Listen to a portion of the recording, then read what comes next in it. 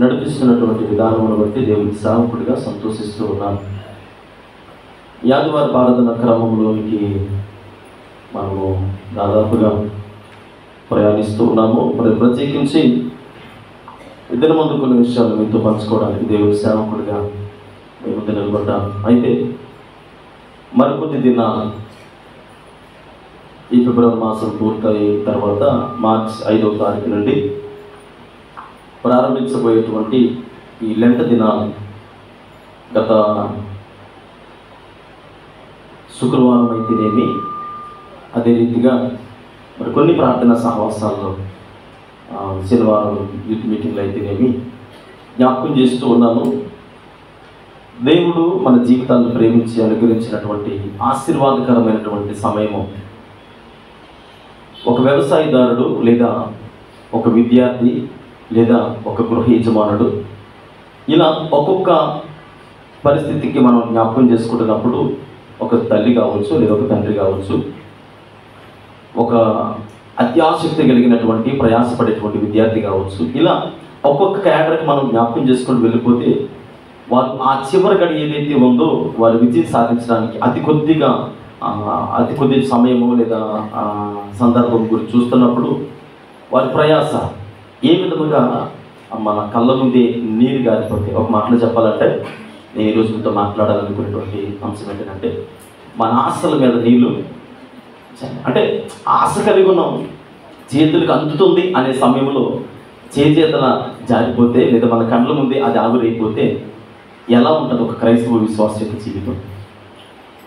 అరే నాది అనుకున్నాను కదా, నేను పొందుకుంటాను అనుకున్నానే, నా జీవితంలో ఇంకా మరలా నేను తిరిగి లేనటువంటి వ్యక్తిగా ఉంటాను అని ఆశించినటువంటి ఆశ కోరిక ఏదైతే ఉందో మన కళ్ళ ముందే చేజారిపోతే ఎంత వైకల్పితమైనటువంటి పరిస్థితి ఉంటుందో, అలాగే ఈనాడు క్రైస్తవ విశ్వాస యొక్క జీవితాలు కూడా కొనసాగుతూ ఉన్నాయనడంలో ఏ విధమైనటువంటి అనుమానము లేదు అని దేవుని సేవకుడిగా తెలియజేస్తూ ఉన్నాను.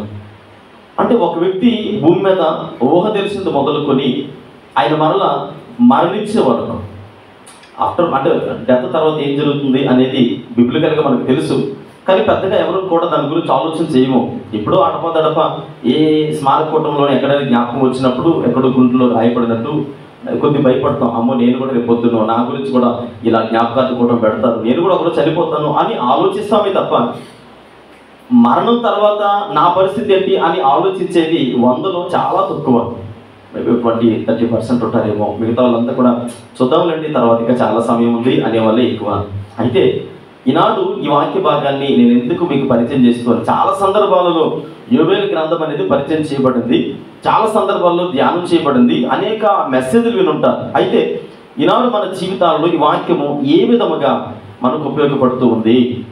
ఒక క్రైస్తవ విశ్వాసిగా మన ఆశలపైన నీళ్లు జల్లేది ఏంటి అసలు? మన విజయాలు చేతికి దక్కకుండా, మనం పొందుకోకుండా, సమాజంలో ఒక ఉన్నతమైన స్థితిలోకి రాకుండా ఏంటి అసలు మన పరిస్థితులు ఎక్కడికి వెళ్ళిపోతున్నాయి అని ఆలోచన చేస్తే చూడండి, 1వ అధ్యాయం 14వ వచనం చదివితే యోబేలు గ్రంథము, ఉపవాస దినము ప్రతిష్ఠించుడి, వ్రత దినము ఏర్పరచుడి, యెహోవాను బతిమాలుకొనుడి, పెద్దలను దేశములోని జనులందరినీ మీ దేవుడైన యెహోవా మందిరములో సమకూర్చుడి. ఎక్కడ సమకూర్చాలండి? అంటే ఈ లెంట దినాల గురించి నేను ఎందుకు గత వారం రోజులుగా నేను మీతో పంచుకోవడానికి లేదా మీకు తెలియచేయడానికి, ఆ సందేశాన్ని మీకు సమీపంగా తీసుకురావడానికి ఎందుకు ప్రయాసపడుతున్నాను అని అంటే, దేవుని సేవకుడిగా ఈ లెంట దినాలు లేదా ఈ శ్రమ దినాలు, శిలువ సందేశాలు కార్యక్రమాలలో ఈ 40 దినాలు ఏదైతే ఉందో, అంటే మిగిలినటువంటి సంవత్సరం అంతా కూడా మేము దేవుడితో సమీపంగా లేమా అండి అని అంటే, నేను అంటాను వారానికి ఒక్కసారో లేదా వారానికి 2 సార్లు అలా వచ్చి దేవుని మందిరంలో కనిపించి వెళ్ళిపోవడం అనేది, ఒకవేళ మన హృదయాలు కొన్నిసార్లు అడావడిగా లేదంటే ఏదో వెళ్ళాలి కనుక, లేదంటే మన అందరూ చుట్టుపక్కల వెళ్తున్నారు కనుక మనం వెళ్ళకపోతే అడుగుతారేమో అనేటువంటి క్రమము కాకుండా ఈ 40 దినాలు క్రమము అనేది ఏంటంటే నీ వ్యక్తిగత జీవితాన్ని మరింత దేవునికి సమీపంగా తీసుకువెళ్ళడానికి. హల్లెలూయా. ఎందుకు దేవునికి సమీపంగా వెళ్ళగలము అని అంటే, మీకు తెలుసు లోకంలో ఒక సామెత ఉంది, తినగా వేపాకు తిచ్చిగా ఉంటుందంట. వినగా ఏమండి ఏదైనా సరే బోరు కొట్టేస్తుంది కదా. అంటే ఈ 40 దినాలు ఆధ్యాత్మికంగా సిద్ధపరచబడినటువంటి సందేశాలు ఏదైతే ఉన్నాయో, ఇటు వాక్యానుసారమైనటువంటి జీవితం కావచ్చు, లేదా ప్రార్థనలో మనం ఎక్కువగా దేవునితో, అయ్యా ఇదిగో నా జీవితం మీద, అయ్యా నేను నా జీవితంలో ఇది పొందుకోవాలనుకుంటూ ఉన్నాను అని నిరభ్యంతరంగా దేవుని పాదముల చెంత గోజాడడానికి రోజు దేవుని మందిరానికి వెళ్ళాలని ఉందండి, కానీ అవకాశం లేదు అనేవారు చాలా మంది ఉన్నారు. నేను అంటాను, ఈ 40 దినాలు నిరభ్యంతరంగా ఉదయం కావచ్చు, మధ్యాహ్నం రాత్రి కావచ్చు, మీరు ఎప్పుడైనా ఏ సందర్భంలోనైనా వచ్చి దేవుని మందిరంలో చక్కగా ప్రార్థన సహవాసంలో పాల్గొవచ్చు. మీ తోడుగా దేవుని సేవకులుగా ఖచ్చితంగా మేము కూడా మీతో ప్రార్థన సహవాసంలో ఉంటాం. నేను ఎందుకు ఈ మాట ఇంత దృఢంగా చెప్తున్నానంటే, ఈ 40 దినాలు మన జీవితంలో ఒక నూతన కార్యాన్ని, ఒక నూతన ఆశీర్వాదాన్ని చూడగలగాలి. హల్లెలూయా. ఇది నామకార్థంగా చేయడం కాదు, అంటే ఫోర్స్ కాదు, ఖచ్చితంగా నీ హృదయాన్ని దేవుని సన్నిధానంలో శుక్రవారం తెలియజేశారు. 40 దినాలు యేసుక్రీస్తు ప్రభువు వారు చేయకుండా ఎవరి మీద కూడా ఆయన నేను చేసి, అంటే ఆయన చేశాడు కనుక మనం చేయమని చెప్తున్నారు. ఆయన శ్రమ పడ్డాడు కనుక శ్రమలో మీరు కూడా పాలు భాగస్తులే ఉండాలి. ఆయన లేపబడకపోతే మనం కూడా ఒకనాడు లేపబడము అని అర్థం చేసుకొని లోతుల్లోకి ప్రయాణించినప్పుడు, ఇక్కడ మరి యోవేలు గ్రంథకర్త అయినటువంటి ఈ దైవజనుడు, ఇది ప్రవక్త, చిన్న ప్రవక్తలలో ఒక ప్రవక్తగా పిలువబడేటువంటి, చిన్న ప్రవక్తలు అంటే వయసులో చిన్నవాడని కాదు, లేదా పెద్ద ప్రవక్తలు అంటే ఆయన 60-70 సంవత్సరాల వయసు కలిగిన వాడని కాదు. అంటే తక్కువ సంవత్సరాలు ప్రవచించిన వారు, ఎక్కువ సంవత్సరాలు ప్రవచించిన వారు. అంటే ఇర్మియా దాదాపుగా 40 సంవత్సరాలు ప్రవచించాడు. యోవేలు ప్రవక్త కొద్ది సంవత్సరాలు మాత్రమే ప్రవచించారు కనుక ఆయన చిన్న ప్రవక్తలు, పెద్ద ప్రవక్తలని మన సౌలభ్యం కోసము గ్రంథకర్తలు లేదా ఈ రచించేటువంటి అధ్యాపకులు వాటిని వివరించడం అంటే విడదీయడం జరిగింది. కనుక ఇక్కడ అసలు ఏం చెప్పాలనుకుంటూ ఉన్నాడు, ఇజ్రాయేల్ ప్రజలు 850 సంవత్సరాలకు పూర్వము, దాదాపుగా అంటే క్రీస్తు నుండి లెక్క పెడితే వెనక్కి 850 సంవత్సరాలకు పూర్వమే వారి మీదకి వచ్చేటువంటి ఉగ్రత గురించి దైవజనుడు తెలియజేస్తూ ఉన్నాడు. ఇదిగో మీరు శ్రమల పాలవుతూ ఉన్నారు, ఉగ్రతలోనికి వెళ్ళిపోతూ ఉన్నారు. మరి దేవుని యొక్క ఆ ఉగ్రత లేదా దేవుని ద్వారా వచ్చేటువంటి ఆ పరిస్థితులన్నీ కూడా మీరు అనుభవించబోతున్నారు. కనుక చాలా జాగ్రత్త కలిగి ఉండాలని యోవేలు ప్రవక్త ద్వారా దైవజనుడు మాట్లాడుతూ ఉన్నాడు. అంటే దేవుడు ప్రవక్త ద్వారా బయలుపరిచినటువంటి విషయాలు ఏంటి అని అంటే, ఉపవాస దినమును ప్రతిష్ఠించుడి, వ్రత దినము ఏర్పరచుడి, యెహోవాను బతిమాలుకునడి. అంత మాత్రమే కాదు, ఏదో ఒక్కరో ఇద్దరో కాదు, ఎవరు పడితే వాళ్ళు వచ్చి, లేదంటే ఎవరు అయ్యా యవనస్తులు మీకే, లేదంటే స్త్రీలు మీకే, పురుషులు మీకే, సంఘ పెద్దలు లేదా పాస్టర్ గారు ఇలా చెప్పలేదు. కానీ అక్కడ ఏమని చెబుతున్నాడంటే, దేశంలో ఉన్న వారందరూ కూడా, హల్లెలూయా, అంటే ప్రజలందరికీ ఆయన తెలియజేస్తూ ఉన్నాడు. క్రిస్మస్ దినాల్లో మనం జ్ఞాపకం చేసుకుంటాం, ప్రజలందరికీ కలగబో మహా సంతోషకరమైన శుభవర్తమానం, ప్రజలందరికీ, ఏ ఒక్కరికో కాదు. ఇక్కడ ఆయన అంటాడు కదా, ప్రజలందరూ, కుటుంబం అంతా కూడా.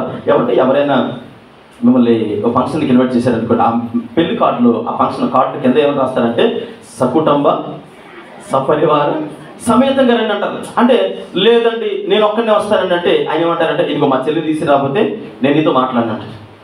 ఖచ్చితంగా మీ కుటుంబం అంతా కూడా ప్రేమపూర్వకంగా ఆహ్వానిస్తారు. ఖచ్చితంగా మీరు ఆ పిల్లలో మీరు ఉండాలి, మీకు అంటూ ఆ ప్రాధాన్యత ఉంది అని చెప్పినప్పుడు వీళ్ళు ఏమంటారంటే, బయలుదేరు మీ అన్నీ బాధపడుతుండు రాకపోతే అంటాడు. లేదంటే నాకు ఒంట్లో పోలేదంటే, అదేం కాదు జస్ట్ అలా వెళ్ళి వచ్చేద్దాం, కనిపించి వచ్చేద్దాం అంటాడు. ఎక్కడ కనిపించి వచ్చేస్తాడు అంటే, ఆ పెళ్ళికి వెళ్ళకపోతే వాళ్ళన్నీ ఏమనుకుంటాడు, బాధపడతాడు. సకుటుంబంగా నాకు ఎగ్జామ్స్ ఉన్నాయంటే, రేపు చదువుకుంది లేదా నైట్ చదువుకుంది కంటారా, జస్ట్ అలా ఒక ½ అన్ అవర్ అలా వెళ్ళి ఇలా వచ్చేద్దాం. ఎందుకంత ప్రాధాన్యత ఇస్తామంటే, ఆ వ్యక్తి ఏమనుకుంటాడు, ఫీల్ అవుతాడు కనుక. మరి దేవుడు మన గురించి బాధపడ్డా ఆయన ఏం చెప్తున్నాడంటే, ప్రజలందరికీ తెలియచేయండి, దేవుని మందిరములో ఉపవాస దినములు ప్రకటించుడి.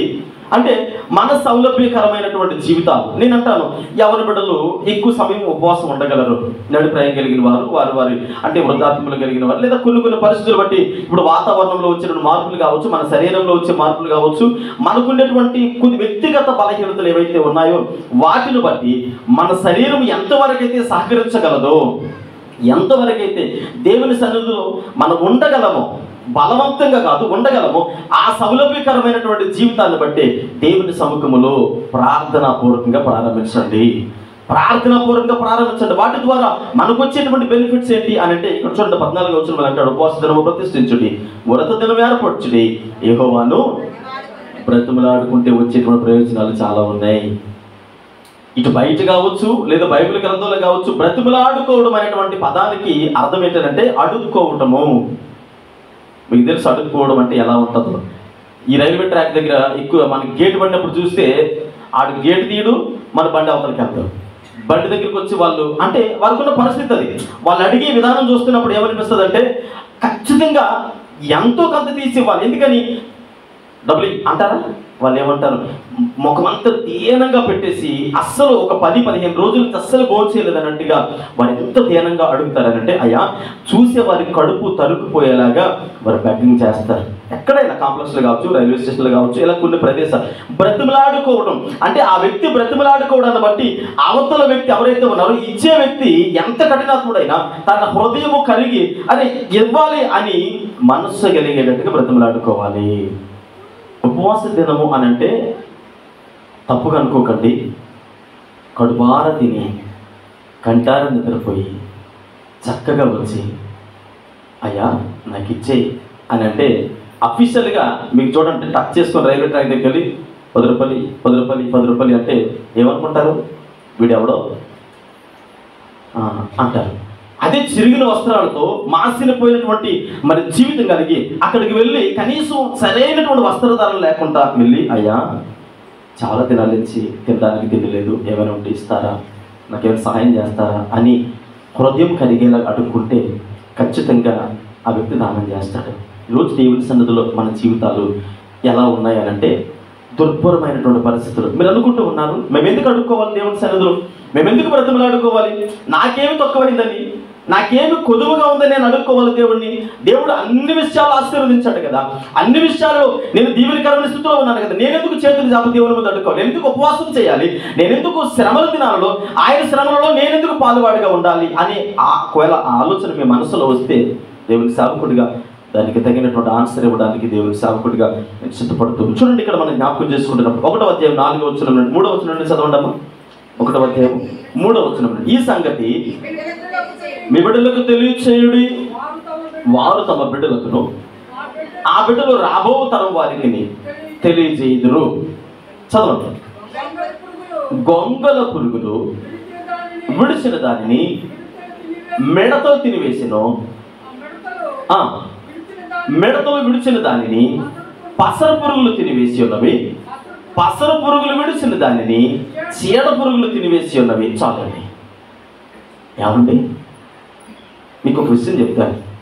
ఒక వ్యవసాయదారుడు తనకున్నటువంటి ఆ కొద్ది భూమిని చక్కగా సేద్యం చేసుకొని దానికి కావలసినటువంటి ఆ పరికరాలన్నీ తీసుకొని వస్తాడు. ఆ భూమిని చక్కగా శుభ్రపరచుకొని దానికి సంబంధించినటువంటి మేలుకరమైనటువంటి విత్తనాలు తీసుకొచ్చి ఒక రూమ్లో దాన్ని నిల్వ ఉంచి కొన్ని దినాల పాటు గాలి తగలకుండా బయట వెలుతురు తగలకుండా ఆ విత్తనాలు చక్కగా ఆ తగిన సమయం ముందు ఫలమించేలాగా ఆ విత్తనాలు పొందుపరుచుకుంటాడు. భూమి అంతా సేద్యపరుచుకొని వ్యర్థ పదార్థాలన్నీ కూడా తీసివేసి చక్కగా గెత్తం వేసి ఆ భూమిని మంచిగా తయారు చేసుకొని ఆ భూమిలోకి తీసుకొని వచ్చి విత్తనాలు వేసిన తర్వాత ఎంత సంతోషంగా విత్తుతాడనంటే, అయ్యా నా కష్టం అంతా కూడా ఈ భూమి మీద పెడుతూ ఉన్నాను, నా ప్రాణమును పెడుతూ ఉన్నాను. ఒక మాటలో చెప్పాలంటే నా కష్టాజితమును, నా కుటుంబం యొక్క ప్రతిఫలం అంతా తీసుకొచ్చి ఇక్కడ పెడుతూ ఉన్నాను. అయ్యా ఈ భూమి ఫలిస్తేనే నేను, నా భార్య, నా పిల్లలు సంతోషంగా ఉండగలము అని తన ప్రాణముతో సమానముగా విత్తనాలను భూమి మీద విత్తుతాడు. విత్తిన 6 నెలల తర్వాత ఆ విత్తనము ఫలించి చక్కగా మంచి శ్రేష్టకరమైనటువంటి పూత పూసినప్పుడు ఆ యజమానుడు, ఆ రైతు ఆ పొలము దగ్గరకు వచ్చి ఆ పొలం గట్టు మీద చూసి 4 పక్కలు తిరిగి పొంగిపోతాడట. అబ్బా నా పంట నా చేతికి వచ్చే సమయం వచ్చింది, ఎంత అందంగా ఉంది, ఎంత చక్కగా ఉంది, నిగనిగలాడుతూ ఉంది అని ఆ సాయంత్రకాల సమయంలో చల్లని గాలి పీల్చుకుంటూ ఆ పొలమంతా చూసి అలా తేరు చూసి ఇంటికి వెళ్ళిపోతాడట.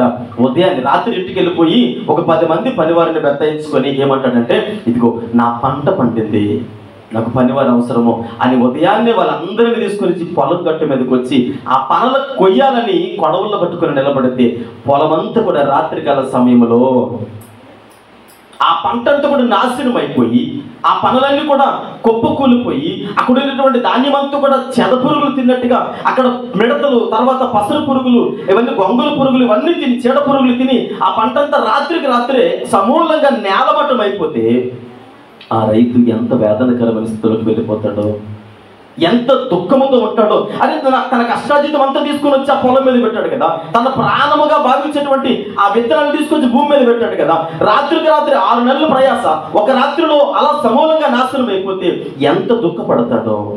ఈరోజు నేను అంటాను, నీ కుటుంబం కొరకు నువ్వు ఎంత ప్రయాసపడుతూ ఉన్నావో, నీ కుటుంబం కొరకు అయ్యా నా బిడ్డ భవిష్యత్తు ఇలా ఉండాలయ్యా, నా కొడుకు ఇలా ప్రయోజకుడు అవ్వాలి, నా కూతురు ఇలా ప్రయోజకురాలు అవ్వాలి, లేదా నా కుటుంబం సమాజంలో ఇలా తలెత్తుకుని తిరగాలి. అయ్యా అనేక ప్రయత్నాలు, అంటే బిడ్డ కడుపులో ఉన్నది మొదలుకొని ఆ బిడ్డ కొరకు ఎందుకు వెళ్ళగంటారో తెలుసా? ఏమండి, పాప అయితే ఈ పేరు పెడతాం, బాబు అయితే ఈ పేరు పెడతాం, పాప అయితే ఈ గౌన్లు వేస్తాం, బాబు అయితే ఈ జీన్లు వేస్తాం అని చెప్పేసి రకరకాల పేర్లు బట్టలు సెలెక్ట్ చేసుకొని అన్ని విషయాల్లో ఈరోజు టెక్నాలజీ ఎంత డెవలప్ అయిపోతుందంటే గర్భంలో ఉండే శిశువు బయటకు రాక మునిపే అన్ని ఒక 10 సంవత్సరాల ముందే ప్లాన్ చేస్తూ ఉన్నారట.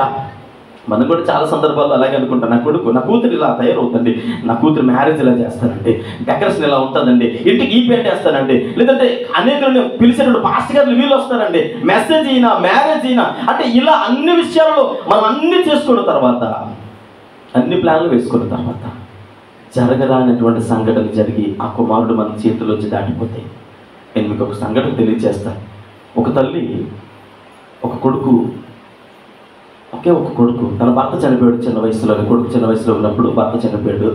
భర్త చనిపోతే ఆ కొడుకు కోసము చాలా తక్కువే 4 సంవత్సరాలు ఆ వయసులో భర్త చనిపోయినప్పుడు యవన ప్రాయం కలిగినటువంటి తల్లి ఆ సహోదరు అనుకుంది, నేను బ్రతికితే నా కుమారుడు గారికి బ్రతకాలి, నేను మరలా ఇంకొక వివాహం చేసుకుంటే నాకు భర్తగా వస్తాడేమో కానీ నా బిడ్డకి తండ్రిగా తను ఉండలేడు, నేను ఇంకొక వివాహం చేసుకుంటే అతడు నా భర్త అంటే నన్ను భార్యగా స్వీకరిస్తాడు, బాగానే ఉంటుంది, కానీ నా బిడ్డలను ప్రేమపూర్వకంగా చూడలేడు అని తన కడుపు చంపుకొని, తన ఆశలు చంపుకొని, తన కోరికలు చంపుకొని ఆ కుమారుడు కోసమే 20 సంవత్సరాలుగా తన కోసము కష్టాజీతము తను చేసిన పని అంతా కూడా ప్రతి రూపాయి కూడగట్టుకుని ఆ కొడుకుని చక్కగా ప్రయోజకం చేసింది. వివాహం అయింది, 20 సంవత్సరాల వయసు వచ్చింది. 20 సంవత్సరాల వయసు వచ్చిన తర్వాత ఆ కొడుకు ఒకరోజు తన తల్లిని బాగా కొట్టి రోడ్డు మీదకి ఈడ్చేసాడట. ఈడ్చేస్తే ఆ తల్లి ఏడ్చుకుంటూ మందిరానికి వచ్చింది, దైవజనుడి దగ్గరికి వచ్చింది. ఎప్పుడు సంతోషంగా ఉండేటువంటి ఆ తల్లి పుట్టుడు దుఃఖముతో ఆ మందిరంలో కూర్చొని ఏడుస్తుంటే దైవజనుడు అడిగాడు, అక్క ఏమైంది అని అడిగితే, ఏం చెప్పమంటావు, నా కొడుకే నా సర్వానికి వారసుడు తనే, నా ఆశలు అంటే నా ఆశలు తీర్చనుండి వాడాడు, అంటే నా కొడుకు మీద సమస్తం అనుకున్నానయ్యా, వాడే నా ప్రాణం అనుకున్నాను, నా ఆశలు నా కోరికలన్నీ చెప్పుకున్నాను, నేను ఇంకొక వివాహం చేసుకుని ఉంటే ఖచ్చితంగా వీడు భార్య ఇచ్చి నా భర్త నన్ను కాపాడునేమో, కానీ నేను అలా చేయలేదు, వీడు నా ప్రాణానికి చక్కగా చూసుకుంటాడని, ఏ లోటు రాకుండా చూసుకుంటాడని వాడే నా జీవితం అనుకుని వాడి చేతిలో నా ప్రాణాన్ని పెట్టానయ్యా. ఈరోజు నా కొడుకు ఎలా ఉన్నాడో తెలుసా? నేను దొరికితే చంపేద్దామని చూస్తూ ఉన్నాడయ్యా. ఏమంటున్నాడు తెలుసా? రే, నీకోసమే నా జీవితాన్ని త్యాగం చేశాను కదరా అని అంటే ఏమంటున్నాడు తెలుసా? ఆపు నీ ముసల కన్నీళ్ళు ఆపు, నువ్వు ఇలాంటి మాటలు నా దగ్గర చెప్పకు, నేను ఎవరు పెళ్లి చేసుకోవద్దన్నారు, నేను చేసుకోవద్దన్నా. హృదయం బద్దలైపోతుందయ్యా. వాడిని ఎందుకు పెంచానో, ఆ పురుకులోని చంపేస్తే బాగుండేమో అని అనిపిస్తుందయ్యా. నా ఆశల మీద నీళ్లు చల్లేటువంటి సమయం ఈరోజు నేను చూస్తూ ఉన్నాను. నేను అంటాను, నీ కుటుంబం కొరకు, నీ బిడ్డల కొరకు, నీ జీవితం కొరకు దేని కొరకు ప్రయాసపడుతున్నావు, దేని మీద మరి 100కి 100 ఆశలు పెట్టుకొని జీవిస్తూ ఉన్నారో నాకు తెలియదు. ఆ ఆశల మీద నీళ్లు చల్లే సమయం. మొట్టమొదటిగా యజమానుడు పంట పండిస్తూ ఉంటే ఆ పంట అనేటువంటి కుటుంబం మీదకి మొట్టమొదటిగా ఎవరు వచ్చారట? గొంగళ పురుగులు దాడి చేస్తూ ఉన్నాయి. ఇక్కడ బైబిల్ గ్రంథంలో గొంగళ పురుగుని మనం జ్ఞాపకం చేసుకుంటున్నప్పుడు గొంగళ పురుగు దేనికి సాదృశ్యంగా ఉంది అని ఆలోచన చేస్తే, ఇక్కడ గొంగళ పురుగు అనగా ఏంటి, దానికి ఉన్నటువంటి అర్థము లేదా దాని యొక్క మనం అభివర్ణించినప్పుడు తాత్పర్యం మనం జ్ఞాపకం చేసుకుంటే, బద్ధకస్తులు అంటారు కదా, ఒక మాటలో చెప్పాలంటే సుఖాసక్తి అంటే సుఖాన్ని కోరుకునేటువంటి పురుగట. గొంగళ పురుగుకున్నటువంటి స్వభావం ఏంటి? సుఖాసక్తితో జీవించేది. ఎవరు ఎలా పోయినా తనకు అనవసరం. గొంగళ పురుగు యొక్క నిద్ర దాదాపు ఇక్కడ దైవజనుడు లేదా ఇక్కడ కొంతమంది, నేను కొన్ని పుస్తకాల్లో చదివినప్పుడు గొంగళ పురుగు ఉండేటువంటి కొన్ని లక్షణాలు, దాదాపుగా 36 గంటలు పడుకుంటుందట. ఎన్ని గంటలు పడుకుంటుంది? ఒక గొంగళ పురుగు 36 గంటలు నిద్రపోద్దట. అంటే సుఖాసక్తితో కూడినటువంటి జీవితం. నేను ఎందుకు ఇలాంటి దినాల గురించి మరి దగ్గరగా మీకు తీసుకురావడానికి ఇష్టపడుతున్నానంటే, సుఖాసక్తిని విడిచి ఆయన శ్రమలలో ఎవరైతే పాలుభాగస్తులుగా ఉంటారో వారి జీవితాల్లో నీ కుటుంబం మీద దాడి చేయడానికి వచ్చే గొంగళ పురుగుల చేతుల నుంచి దేవుడిని కాపాడబోతున్నాడు. హల్లెలూయా.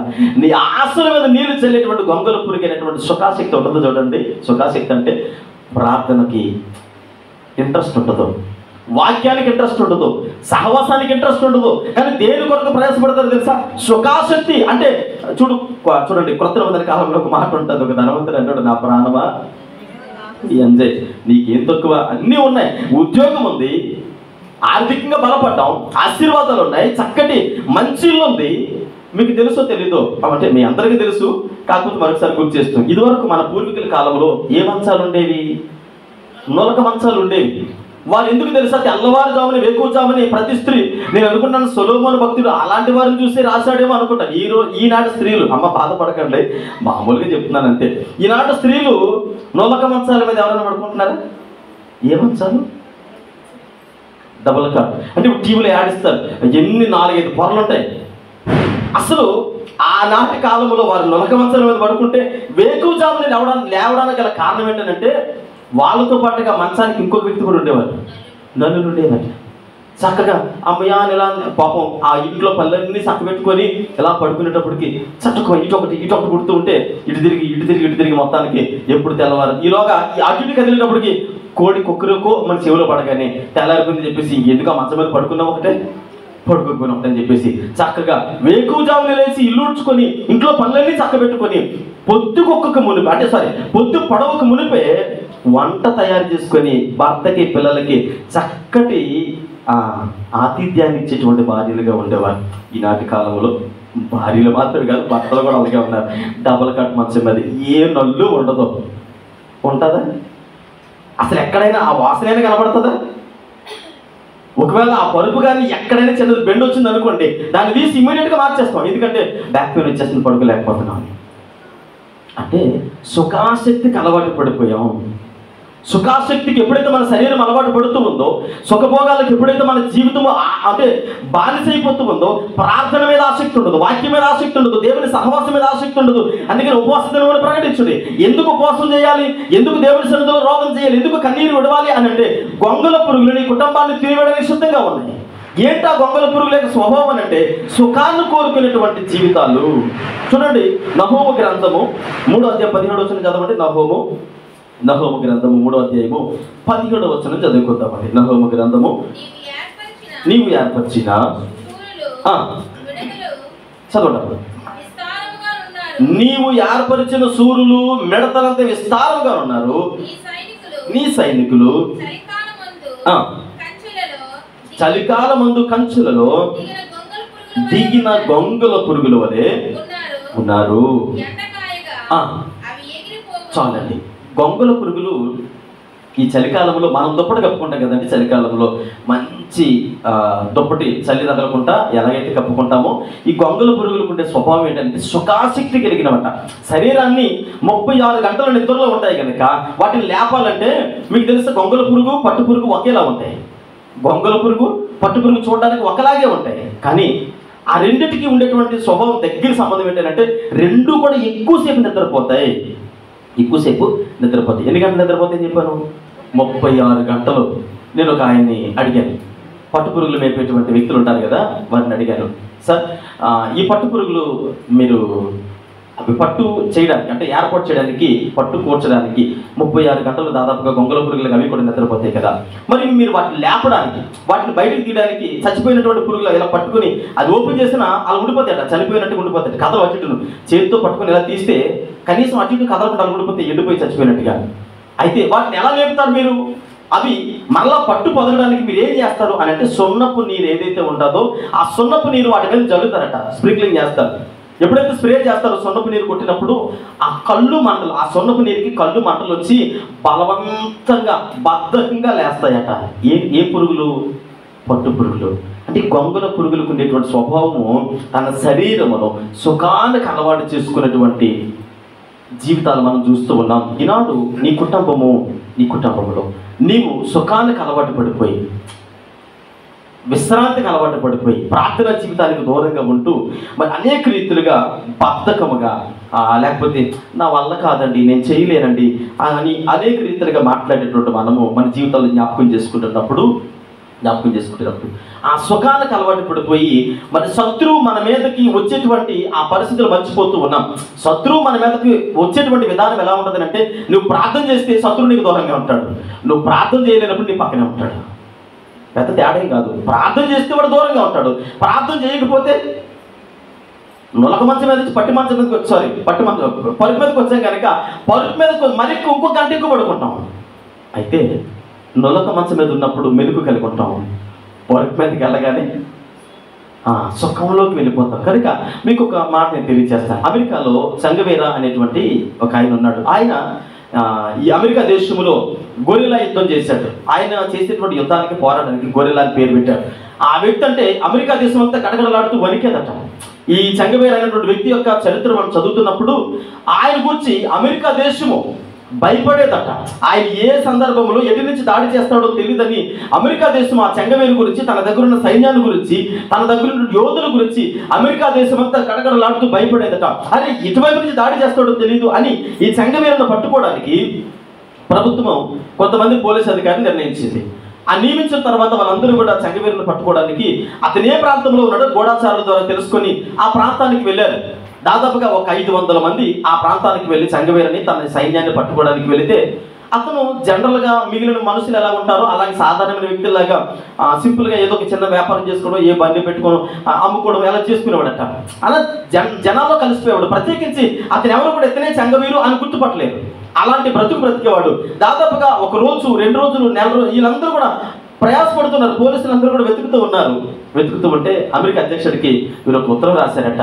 అయ్యా, సంగవేరా ఇక్కడ ఉన్నాడు అనేది అదంతా అవాస్తవము, ఎవరో తప్పుడు వార్త మనకు పంపించారు, సంగవేరు ఇక్కడ లేడండి, వీళ్ళంతా ఎవరో ప్రజలు వారి వ్యాపారాలు చేసుకుంటూ ఉన్నారు, కనీసం సంగవేరు ఇక్కడ ఉంటే ఖచ్చితంగా ఆయుధాలు పట్టుకుని ఉంటాడు కదా అని వీళ్ళు అమెరికా అధ్యక్షుడికి లెటర్ రాస్తే ఆయన అన్నట్టు లేదు, వచ్చినటువంటి వార్త వాస్తవము, గూఢాచార వ్యవస్థ అనేది చాలా పటిష్టమైనది అమెరికా దేశంలో, కనుక అది వాస్తవమే కనుక మీరు జాగ్రత్తగా ఉండి వెలుకోగలిగి ఉండండి, నిర్లక్ష్యంగా ఉండొద్దు అని అమెరికా అధ్యక్షుడు తెలియజేశాడు. వీళ్ళు అనుకున్నారు ఒక 4 రోజులు దాటిపోయింది. 4 రోజులు దాటిపోయిన తర్వాత అనుకున్నారు ఎక్కడున్నాడంటే చెంగవేరు ఉంటే మనం ఇదే ప్రాంతంలో ఉంటున్నాం కదా, ఈ పాటికి మనం దాడి చేసేవాడు కదా అని వీళ్ళందరూ కూడా ఒక 100 మందిని ఇంకొక వైపు, 100 మందిని ఇంకొక వైపు, ఇలా అందరినీ కూడా 4 వైపులు పంపించేసి ఒక 100 మంది మాత్రమే అక్కడ ఉన్నారట. చక్కగా మంచి వంటకాలు వండుకొని చక్కగా తింటూ తాగుతూ వారు సుఖానికి అలవాటు పడిపోయారు. సరేలే ప్రభుత్వం మనం పోషిస్తూ ఉంది, ఏం పోయింది ఇప్పుడు, ఆ చెంగవేరు ఇక్కడ లేడు కదా, ఉన్నప్పుడు చూసుకుందాంలే అని చెప్పేసి హ్యాపీగా తినేసి చక్కగా పడుకున్నారు, చక్కగా నిద్రపోయారు.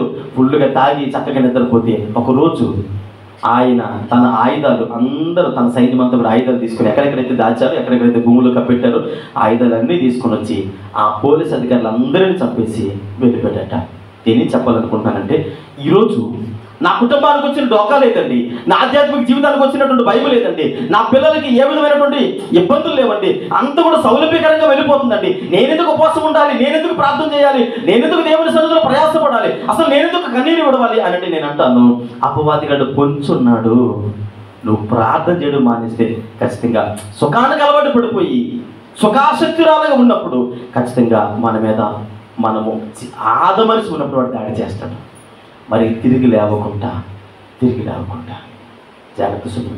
ఈ చెంగవేరు అనేటువంటి వ్యక్తి అప్పుడు అర్థమైంది, ఆయన ఆయుధాలను పట్టుకొని తిరిగేవాడు కాదు, ఆయుధాలను ఎక్కడో పెట్టుకునేవాడు.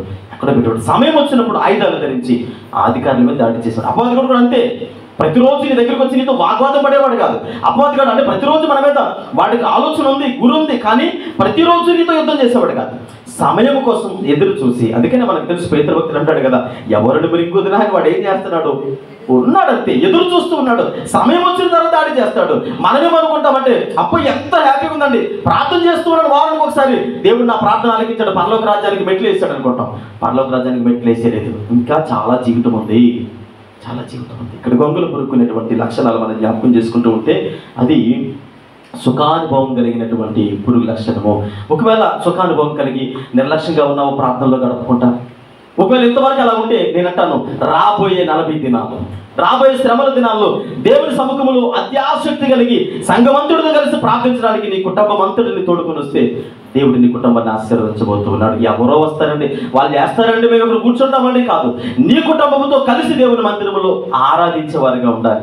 ఉన్న సమయాన్ని సద్వినియోగపరచుకోండి. ఏమంటే నేను అంటాను ఒక మాట, కాలేజ్కి వెళ్ళడం సమయానికి వెళ్ళమా, కాలేజ్కి వెళ్ళాలంటే ఎగ్జామ్స్కి వెళ్ళమా, ఆ రోజు ఎన్ని పనులున్నా అవన్నీ కూడా ఆఫ్ చేసుకుని వెళ్తాం. జాబ్కి వెళ్దాం, ఎమర్జెన్సీగా ఆదివారం మీకు ఏదో ఉంది, కలెక్టర్ గారితో మీటింగ్ ఉంది, లేదా ఎంఆర్ గారితో మీటింగ్ ఉంది, ఆ రోజు ఎన్ని పనులు ఉన్నాయి, ఆ రోజు ఇంట్లో ఫంక్షన్ ఉంది, ఇంట్లో ఫంక్షన్ దగ్గర ఉంటామా, అధికారి దగ్గరికి వెళ్తామా? ఏమండి వెళ్తానమ్మా, వెళ్ళరా? కొద్ది పని ఉద్యోగం ఈరోజు కాకపోతే రేపు మళ్ళీ ఫంక్షన్ రేపు చేస్తామా, పెళ్ళి మళ్ళీ ఈరోజు కాదు రేపు చేసుకోం కదా అని పెళ్లి కాడ ఉండిపోతామా, అయ్యగారి సార్ దగ్గరికి వెళ్తామా? ఖచ్చితంగా అధికారి దగ్గరికి వెళ్తాం. ఎందుకని? ఆయన ఉన్నత అధికారి కనుక, నీ జీవితాన్ని ఆయన చేతుల్లో ఉంది కనుక, నీ జీవితం ఆయన చేతుల్లో ఉంది కనుక. అంటే ఈరోజు మన జీవితాలు ఉన్న సమయాన్ని సద్వినియోగపరచుకోవాలి. అవకాశం వచ్చినప్పుడు ఖచ్చితంగా అందరం కలిసి దేవుని నామాన్ని కనపరచాలి. ఒక సుఖానుభవాన్ని కలబడిపోయి ఒకవేళ మనం అలాంటి జీవితాలు కలిగి ఉంటాం. చూడండి, మొదటి తిమోతి రాసిన పత్రిక 6:17 ఒక మాట మనం జ్ఞాపకం చేసుకుందాం. మొదటి తిమోతి రాసిన పత్రిక 6:17 చదువుకుందామండి. ఇహమందు ధనవంతులైన వారు గర్విష్ఠులు కాక, అస్థిరమైన ధనమందు నమ్మిక ఉంచక, సుఖముగా అనుభవించుటకు మనకు ధారాళముగా అనుగ్రహించు నమ్మిక ఉంచుడని. చూడండి, ఇక్కడ మనం జ్ఞాపకం చేసుకుంటూ ఉంటే, ఇహమందు ధనవంతులైన వారు గర్విష్ఠులు కాక, అస్థిరమైన ధనమందు నమ్మిక ఉంచుక, సుఖముగా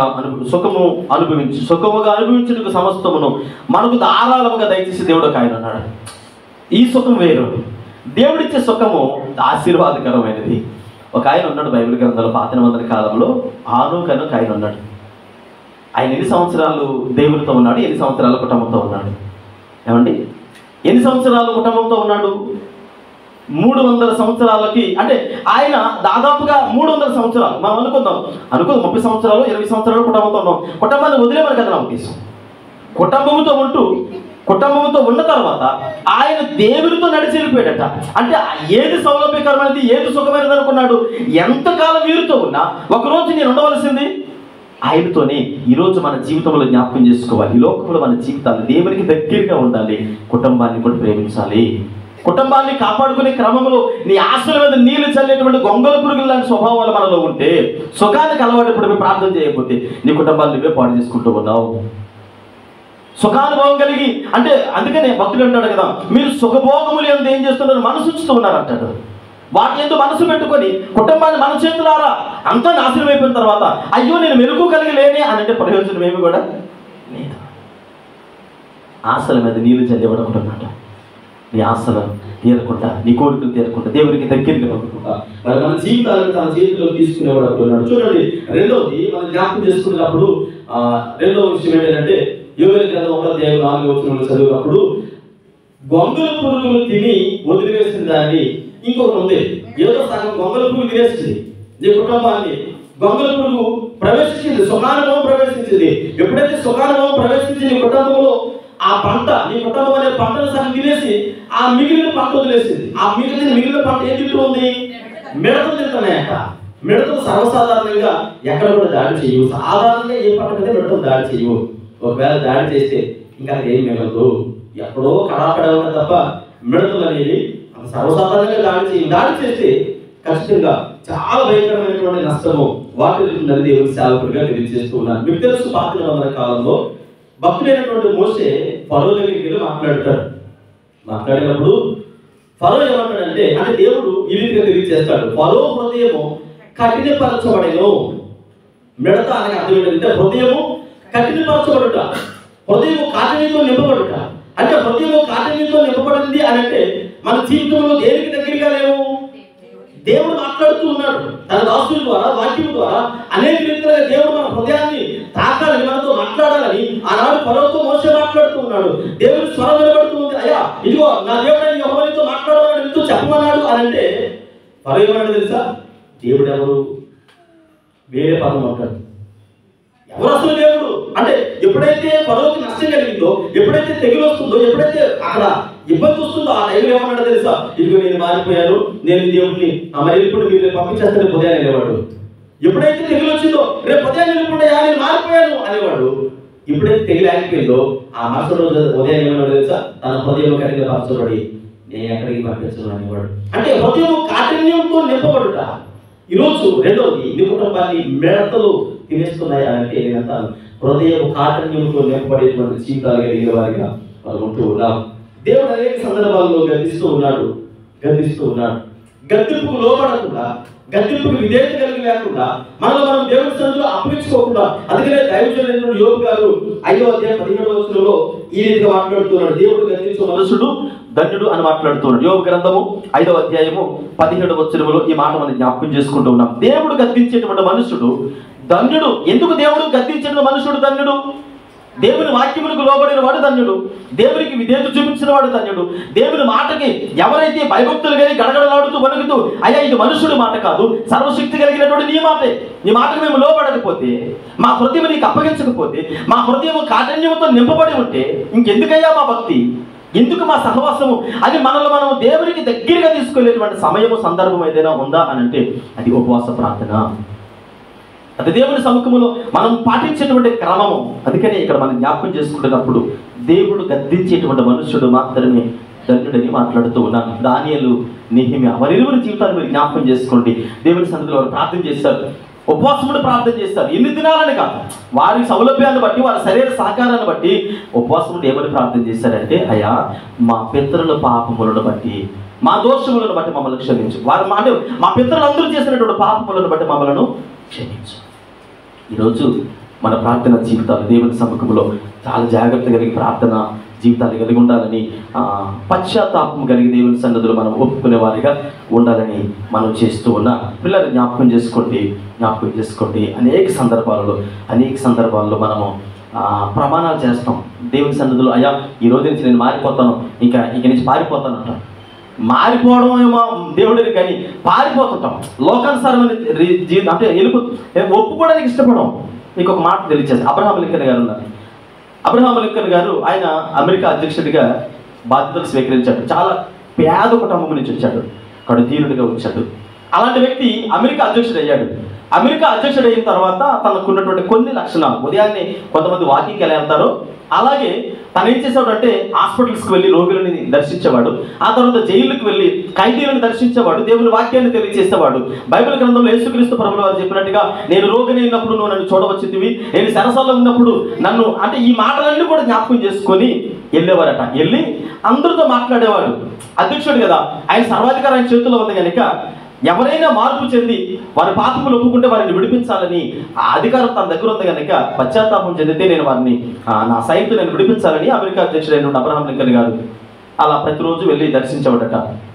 ఒక ఖైదీ తన దగ్గరికి వచ్చాడు. మొట్టమొదటిగా ఖైదీ వచ్చి, అయ్యా నేనే పాపం చేయలేదయ్యా, అసలు ఏ పాపం అంటే ఎవరికూడదు కూడా తెలియదు, అన్యాయంగా తీసుకొచ్చాడు, జైల్లో వేస్తారయ్యా అన్నాడట. సరే ఏం జరిగింది అసలు, ఎందుకు జైల్లో వేస్తారంటే, బస్సులో వెళ్తున్నానయ్యా, బస్సులో వెళ్తూ ఉంటే కండక్టర్ వచ్చి టికెట్ తీసుకోమన్నాడు. టికెట్ తీసుకోమంటే జేబులో చేయబెట్టి డబ్బులు తీసి ఇస్తూ ఉంటే నా చేయి పట్టుకొని పోలీస్ స్టేషన్లో అప్పగించారని వాళ్ళు తీసుకొచ్చి జైల్లో పెట్టారు అని అడిగారట. జైలు అధికారిని అడిగారట అబ్రహాం లింకన్ గారు, ఏంటి అసలు మనం టికెట్ తీసుకుంటే ఎందుకు జైల్లో పెట్టారంటే, అయ్యా వాడు పెట్టింది వాడి జేబులో కాదు, పక్కోడి జేబులో చేయబెట్టి డబ్బులు దొంగిలించాడు అన్నాడట. అయ్యా నాకు ఏ విధంగా దొంగతనం చేయలేదు అని అంటే, ఎవరి జోబో పక్కోడి జోబో తన జోబో తెలియలేనంత అమాయకుడైతే కాదు కదా, ఓకే నువ్వు మంచోడివే అని చెప్పేసి అబ్రహాం లింకన్ గారు కొంచెం ముందుకు వెళ్ళిపోయారట. ఇంకొక వ్యక్తి వచ్చాడట, అయ్యా నాకు ఏ పాపం పొందింది తెలియదు, అసలు భూమి మీద నీతిమంతుడు ఎవరైనా ఉన్నారంటే ఆ మొట్టమొదటి దృష్టిలో నేనే ఉంటానయ్యా అన్నాడట. ఏం జరిగింది అని అంటే, ఏమీ లేదయ్యా, అసలు మామూలుగా నేను మా ఆవిడ గొడవాడుకుంటే ఇలా తోసానంతే, ఇలా తోస్తే వీళ్ళ గుణప మీద పడిపోయింది అయ్యా, కాబట్టి ఆమె ఆ కర్మగాలి చచ్చింది కానీ నేనైతే ఆమెని చంపలేను, నువ్వు కూడా మంచోడు కదా అన్నాడట. సరే మరి కొంచెం ముందుకు వెళ్ళిపోయాడు. ఒక వ్యక్తి ఒక చెట్టు కింద కూర్చొని ఏడుస్తూ ఉన్నాడట. రెండు మోకాళ్ళ మధ్యలో తన తల పెట్టుకొని కన్నీరు విడిచి ఏడుస్తూ ఉన్నాడు. ఎవరిని పట్టించుకోవడం లేదు. ఎక్కిపెట్టి ఏడుస్తూ ఉంటే అబ్రహాం లింకన్ గారి యొక్క దృష్టి అతని మీద పడింది. సరే అతని దగ్గరికి నడుచుకుంటూ వెళ్ళి ఇలా భుజం మీద కొట్టి అడిగాడట, ఎందుకు ఏడుస్తున్నావు అని అంటే, లేదయ్యా నేను ఎవరితో మాట్లాడడానికి అర్హుడిని కాదు, నేను కనీసము భూమి మీద బ్రతకడానికి అర్హుడిని కాదు, నాలాంటి దౌర్భాగ్యుడు అనేవాడు బ్రతికుండకూడదు అన్నాడట. సరే ఏం జరిగిందో చెప్పు, నేను కూడా నీలాంటి ఖైదీనే, నేను కూడా ఏదో తప్పు చేసి జైలుకి వచ్చాను అని చెప్పేసి అన్నాడట. అంటే ఏం చెప్పమంటారయ్యా, నేను భయంకరమైనటువంటి తాగుబోతుని, భయంకరమైనటువంటి మాదక ద్రవ్యాలకు అలవాటు పడిపోయాను, యథావిధిగా ఎప్పుడు తాగేలాగే ఒకరోజు నేను వచ్చి ఇంటికి వచ్చేటప్పటికి నా భార్య నా బిడ్డకి పాలిస్తూ ఉంది. నేను తాగిన మత్తులో నా భార్య దగ్గరికి వెళ్ళి డబ్బులు ఇమ్మని అడిగాను. డబ్బులు ఇమ్మని అడిగితే నా దగ్గర డబ్బులు లేవయ్యా, రేపు బత్తానికి మాత్రమే నా దగ్గర ఏదో కొద్దిపాటి డబ్బులు ఉన్నాయి అని అంటే, రేపు గురించి ఆలోచిద్దాం, నాకు డబ్బులు ఇవి, నాకు మందుకు డబ్బులు కావాలని చెప్పేసి బలవంతంగా నా భార్య చేతుల్లో డబ్బులు తీసుకుంటే తను నన్ను నెట్టింది. ఆ కోపానికి తట్టుకోలేక ఆ బిడ్డను పట్టుకొని ఇలా గోడకేసి గిరాటేస్తే బిడ్డ అర్ధాంతరంగా చనిపోయాడయ్యా. నేను కన్న బిడ్డ, నేను జన్మనిచ్చినటువంటి బిడ్డ నా చేతుల్లో, నేను తాగిన మైకంలో నా బిడ్డను నా చేతులారా నేనే చంపేశానయ్యా. నాలాంటి దౌర్భాగ్యుడు బ్రతుకుంటకూడదయ్యా. నాకు యావజ్జీవ కారాగార శిక్ష విధించారు, అది నాకు సరిపోదు. మీరు ఒకవేళ ఏమైనా నాకు సహాయం చేయగలిగితే, మీరు నాలాంటి ఖైదీ అంటున్నారు కనుక ఒకవేళ ఉరి శిక్ష నాకు విధించే అవకాశాలు ఏమైనా ఉంటే అది ఎలా నేను పొందుకోవాలో చెప్పండి అని అబ్రహాం లింకన్ గారితో మాట్లాడారట. అప్పుడు అబ్రహాం లింకన్ గారు అన్నారట, సరే చూద్దాం లేదా అని చెప్పేసి అలా భోజన స్కంధాలు చేసుకొని తీసుకొని వచ్చారట. తీసుకొని వస్తుంటే ఆ రెండో వ్యక్తి మొదటి వ్యక్తి వచ్చి అన్నారట, అయ్యా వాడు తప్పు చేసాడని ఒప్పుకున్నాడు కదా, వాడు పాపం చేసాడని ఒప్పుకున్నాడు కదా, మరి వాడిని ఎందుకు తీసుకుని వెళ్తూ ఉన్నారు అని అంటే, మీలాంటి నీతిమంతుల మధ్యలో ఇలాంటి పాపాత్ముడు ఉంటే మీరు చెడిపోతారు, కాబట్టి వీడు బయట ఉండడమే మంచిది, మీరు ఎక్కడ ఉండడమే మంచిది అన్నాడట. అంటే ఈరోజు మన జీవితాలు ఎలా ఉన్నాయంటే, దేవుని సముఖంలో హృదయ కాఠిన్యము ద్వారా దేవుని మందిరానికి వస్తూ ఉన్నాం, వాక్యాన్ని వింటూ ఉన్నాం, దేవుని గద్దింపుని వింటూ ఉన్నాం. కానీ ఫరో హృదయం ఎలాగైతే కాఠిన్యంతో నింపబడిందో మన దేవుని వాక్యము మన దగ్గరికి వచ్చినప్పటికీ ఒప్పుకోవడానికి ఇష్టపడలేదు. కానీ ఏమంటారు తెలుసా, ప్రభువా నేను చేసుంటే, చూసుంటే, తినుంటే, వినుంటే అంటే ఇప్పుడు దేవుడే అంటే, వింటే, తింటే ఇవన్నీ కూడా అన్ని కూడా క్వశ్చనార్థాలే, ఆశ్చర్యార్థకాలు, క్వశ్చన్ మార్కులు అన్ని పెట్టుకొని ఇవన్నీ కూడా దేవుడి సరి చేసుకోవాలా. మనం మాత్రం మన హృదయ కాఠిన్యాన్ని మాత్రం దేవుడి సన్నిధిలో ఒప్పుకోవడానికి ఇష్టపడ్డాం. తప్పు జరిగింది అయ్యా, నేను తప్పు చేశాను. మీకు తెలుసు, సొంకరి దేవుని మందిరానికి వచ్చాడు, పుట్టుడు తొక్కులతో వచ్చాడు, అన్నాడు, అయ్యా నీ వైపు కన్నులేదు చూడడానికి ఆయన నేను అరుగుంది కాదు, పాపాత్ముడిగా వచ్చాడు, నీతిమంతుడిగా ఎంచబడి వెళ్ళాడు. ఈరోజు దేవుని మందిరానికి వచ్చినటువంటి మనము, నేనంటాను రాబోయే దినాలు ఆశీర్వాదకరమైన దినాలు తీరిగా తీసుకుపోతాం. దేవుని సన్నిధిలో ఆయనతో గడిపేటువంటి దినాలు శ్రేష్టకరమైనటువంటి దినాలు. హృదయాన్ని సిద్ధపరచుకోండి. ఏదైతే ఉందో ఎవరికి చెప్పవలసిన అవసరం లేదు. ఆ కాలంలో పూర్వీకుల కాలంలో ఉండేది ఈ రోమన్ క్యాథలిక్ వారికి ఉన్నటువంటి కొన్ని ఆచార సాంప్రదాయాలు ఏమిటంటే, అక్కడ ఫాదర్ కూర్చునే వారు, అక్కడికి వెళ్ళి ఇలాంటి గ్యాప్ ఉంటే ఫాదర్ అలా కూర్చుంటే చెవులు చెప్పేవారు, అయ్యా రాత్రి నేను దొంగతనం చేశాను అని ఆయన చెవులు చెప్పేవారట. ఈనాడు మీరు అలా చెప్పవలసిన అవసరం లేదు. దేవుని పాదముల చెంత మీ హృదయాలు కమ్మరిస్తే చాలు. హృదయ కాఠిన్యం నుంచి బయటపడి దేవునికి మీ హృదయాలు, మీ జీవితాలు అప్పగిస్తే ఖచ్చితంగా మిడతలు అనేటిదంటిది అర్థం ఏంటంటే హృదయ కాఠిన్యత. ఒకవేళ అలా నీ కుటుంబాన్ని తినివేస్తుందేమో పిల్లలు జ్ఞాపకం చేసుకోండి. చాలా జాగ్రత్త కలిగి ఉండాలని దేవుని సేవకుడిగా మనం చేస్తూ ఉన్నాం. ఒకటి, గొంగళ పురుగులు తినేసినటువంటి నీ కుటుంబాన్ని మిడతలు తినేస్తున్నాయి. గొంగళ పురుగు అనగా సుఖాసక్తితో అలవాటు పడినటువంటి జీవితాలు, మిడతలు అనగా హృదయ కాఠిన్యతతో నింపబడినటువంటి జీవితాలు. మూడవది మనం జ్ఞాపకం చేసుకుంటే పసర పురుగు. గొంగళ పురుగు కంటే, మిడతల కంటే మరి భయంకరమైనటువంటి ప్రమాదకరమైనటువంటి పురుగు పసర పురుగు. ఇది పచ్చని చెట్ల మీద ఉంటుంది. పచ్చగా ఉండే చెట్ల మీద పసర పురుగులు ఎలా ఉంటాయి, అవి కూడా పచ్చగానే ఉంటాయి. మనం ఎలా దూరం నుంచి చూసామనుకోండి, పచ్చగా నిగనలాడుతూ ఉండేటువంటి చెట్లు మనం ఎలా చూస్తే అది అందులో కలిసిపోతే కనబడదు బయటికి. మనం దగ్గరికి వెళ్ళి తేరు చూస్తే అదేం కనబడుతుంది, అరే పసర పురుగు దీని మీద ఉంది అని ఆ పసర పురుగులోని తేరు చూసినప్పుడు కనిపిస్తుంది. ఇది దీనికి అంటే ఏంటి అసలు సాదృశ్యం ఏంటంటే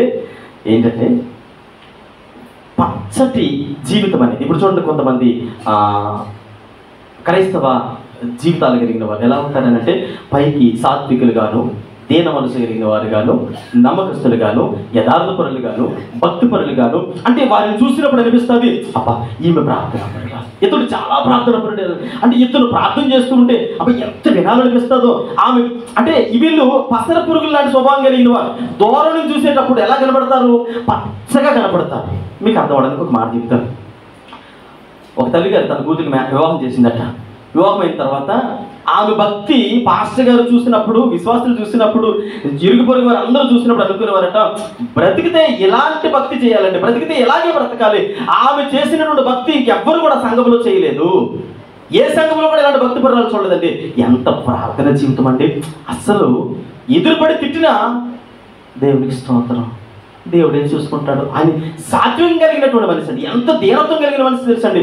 అబ్బబ్బా బ్రతికితే అలాంటి బ్రతుకు బ్రతకాలండి అనేవారట. కూతురికి వివాహం అయింది. ఏదో మొత్తానికి అల్లుడికి కూతురికి ఏదో చిన్న కాన్వర్జేషన్ సమ్ ప్రాబ్లం వచ్చింది. అయితే మొత్తానికి వారి ఇరువురు కూడా పాస్టర్ గారి దగ్గర కూర్చున్నారు. పెద్ద మనుషులు వచ్చారు, కూర్చున్నారు. పాస్టర్ గారు మాట్లాడుతూ ఉన్నారు, అమ్మ మరి ఆడపిల్ల, అమ్మ తప్పుగా అర్థం చేసుకోకండి, అర్థం చేసుకోవడానికి ప్రయత్నించాలి. ఆడపిల్ల సాధ్యమైనంత వరకు కొన్ని విషయాల్లో భర్త దగ్గర కొన్ని విషయాల్లో తగ్గి ఉండాలి. అన్ని విషయాల్లో కాదు, కొన్ని విషయాల్లో అంటే ఇలా సర్దుకుపోతే కుటుంబం అనేది చాలా చక్కగా ఉంటుంది. అలా మనము కాలు దూకుని వెళ్ళిపోతే కుటుంబం అనేది కొన్ని దినాలకి ఎడబాపు వచ్చేస్తుంది. కనుక మరి ఆడపిల్ల కనుక ఎందుకు భర్త మీద కాలు దివ్వడం అని పాస్టర్ గారికి చెబుతున్నారట. ఆవిడ ఈ సాత్వికురాలు దీనవనస్కురాలు ఉంది కదండి, ఎవరు విశ్వాసరాలు, ఆవిడ వచ్చి పడాలని కొట్టిందట. ఎవరిని? వాళ్ళ కూతుర్ని పడాలని ఆవిడ మీద కొట్టి, లే ఇక్కడ మనకు న్యాయం జరగదు అని చెప్పేసి రెక్కొట్టుకు నీడ్చుకెళ్ళిపోయిందట. పాస్టర్ గారి గుండుకు పేరు మనదట. అరే ఎంత నెమ్మదస్తురాలు, ఎంత సాత్వికం కలిగినటువంటి వ్యక్తి. అయ్యగారు ప్రైజ్లాడ్ అయ్యగారు, అసలు నోట్లో మాట బయటకు వచ్చేది కాదు. అలాంటిది ఎంత కోపం ఉందా ఈవిడికి, ఎంత ఆవేశం ఉందా, ఎంత అంటే లోపల ఏ తత్వమో అంటే దూరం చూస్తే పసర పురుగులాగా అంటే చెట్టు పచ్చగా కనబడుతుంది, అంత పచ్చదనమే. దగ్గరికి వచ్చి చూస్తే కనబడింది ఆమెలో కూడా గర్వం అనే పసర పురుగు ఉంది, కోపం అనే పసర పురుగు ఉంది, అవిధేయత అనే పసర పురుగు ఉంది. ఈరోజు మన భక్తి జీవితాలు ఎలా కనబడుతుంది? దేవుని సన్నిధిలో మనం చాలా నెమ్మదస్తులుగా కనపడతాం. అవసరం వచ్చినప్పుడు అసలైనడు పైకి లేస్తాడు. ఏమన్నా చక్కగా ప్రార్థన చేస్తాం. ఎంత చక్కగా అభివర్ణిస్తామంటే ప్రార్థనలో కనీసం ఆ గ్రాంధిక అంటే తెలుగులో అలాంటి పదాలు దొరకవేమో, గ్రాంధిక పదాలు వాడుతూ చక్కటి పదజాలం. ఆ పదజాలాల్లో మనం ఒక డిక్షనరీ తయారు చేస్తే ఎక్కడుందండి ఎంత చక్కటి అర్థాలు ఎక్కడున్నాయండి, వాటి మీనింగ్స్ కూడా దొరకవు, అంత చక్కటి పదాలు పలుకుతారు. ఆ తర్వాత మనల్ని ఏదైనా జరగరాని సంఘటన జరిగితే గోల్డెన్ వర్డ్స్ అన్నీ వస్తాయి. వాటిని వీటిని కంపేర్ చేసి చూస్తే ఏది సాత్వికము, పసర పురుగు స్వభావం ఏంటంటే దగ్గరికి వెళ్ళి చూస్తేనే ఈరోజు నీ కుటుంబం యొక్క పరిస్థితి, ఈ సంఘం యొక్క పరిస్థితి. అంటాడు ఎందుకు ఉపవాసం చేయాలి? ఈ 4 జీవితాలు, ఒకటి గొంగళ పురుగు లాంటి స్వభావము, రెండవది మిడత లాంటి స్వభావం, మూడవది పసర పురుగు లాంటి స్వభావం. పసర పురుగు నీ జీవితాన్ని తొలుసుకొని తినేస్తూ ఉంటుంది. తొలుసుకుంది అది దూరం నుంచి చూస్తే కనబడదు, దగ్గరికి వెళ్ళాలి. నీ కుటుంబము ప్రార్థనా జీవితంలో పాతుకుందా లేదా, నీ కుటుంబము దేవునితో సహవాసంలో ఉందా లేదా, దగ్గరికి వెళ్ళి చూస్తే ప్రార్థన చేస్తున్నావా, ప్రార్థన చేసుకో అని అంటే వాళ్ళు ప్రార్థన చేస్తున్నారు, పడుకుని పోతారు. ఏం చేస్తున్నారో తెలియదు. కానీ చివరికి లేచేటప్పటికి ఏమంటారంటే ఆమేన్ అనేది గట్టిగా చెప్పండి పాస్టర్ గారు అంటారు. కొన్ని సంఘాలు ఏమంటారంటే పాస్టర్ గారు అండి ప్రార్థన అంతా అయిపోయిన తర్వాత ఆమేన్ మాత్రం గట్టిగా చెప్పండి అంటారు. ఎందుకు చెప్పంటారు తెలుసా? కొంతమంది కోమల్లోకి వెళ్ళిపోతారు. వీళ్ళు ఏ పురుగులు తెలుసండి? పసర పురుగులు.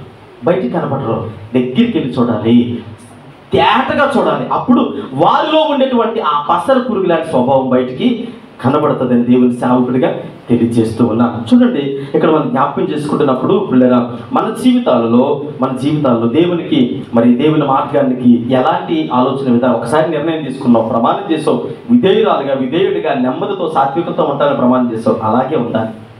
నాలుగో విషయం చీడ పురుగులు అంటారు కదండి. ఈ పదం మన అందరికీ రోజుకు ఒకసారైనా వాడుతారు. ఏమంటారు తెలుసా? వీడు చీడ పురుగులు అంటాడండి అంటారు. ఈమె చీడ పురుగులా తయారైందని అంటారు. మా ఊరికి చీడ పురుగు అండి, మా ఇంటికి చీడ పురుగు అండి, ఈమె మా ఇంట్లో అంటే ఈ చీడ పురుగు అనే పదము మనం జ్ఞాపకం చేసుకుంటున్నప్పుడు గొంగళ పురుగు తిని వదిలేసింది, మిడతలు తింటూ ఉన్నాయి, మిడతలు తిని వదిలేసింది, పసర పురుగులు తింటున్నాయి, పసర పురుగులు తిని వదిలేసింది చీడ పురుగు. మీకు చీడ పురుగు అనగా మీకు తెలుసు, తాను చెడ్డ కోతి. ఇప్పుడు వీడు చెడిపోయింది కాకుండా మిగిలిన వాళ్ళు కూడా చెడగొడతాడు. అందుకనే ఈ 40 దినాలలో ఈ 4 పురుగులకి దూరంగా ఉండాలి. ఒకవేళ ఈ 4 పురుగులు మీ కుటుంబంలో ఉన్నాయనుకోండి, వెంటనే వాటిని గ్రహించగలగాలి. వాటిని ఎప్పుడైతే గ్రహించగలమో అప్పుడు కదా నీ ఆశల మీద నీళ్లు చల్లకుండా దేవుడిని ఆశీర్వదిస్తాడు. నువ్వు అనుకున్నది జరగాలంటే, నువ్వు అనుకున్నది తీరాలి లేదా విజయం నువ్వు సాధించాలంటే ఈ 4 పురుగుల యొక్క లక్షణాలు మన కుటుంబంలో ఉన్నాయి. నువ్వు చీడ పురుగువా, పసర పురుగువా, నువ్వు మిడతవా, గొంగళ పురుగువా, ఈ 4 స్వభావాలు ఖచ్చితంగా గమనించాలి. గమనించకపోతే చాలా అనార్థాలు ఎదుర్కోవాల్సి వస్తుంది. ఎందుకు అంటే 850 సంవత్సరాలకు ముందే అంటే ప్రవక్త ద్వారా ఎందుకు హెచ్చరికలు జారీ చేస్తూ ఉన్నాడు అని అంటే ఈ 4 పురుగుల యొక్క స్వభావాన్ని మీకు తెలియజేస్తాను. చూడండి, గొంగళ పురుగులు అనేది బబులోను రాజ్యానికి సాదృశ్యం.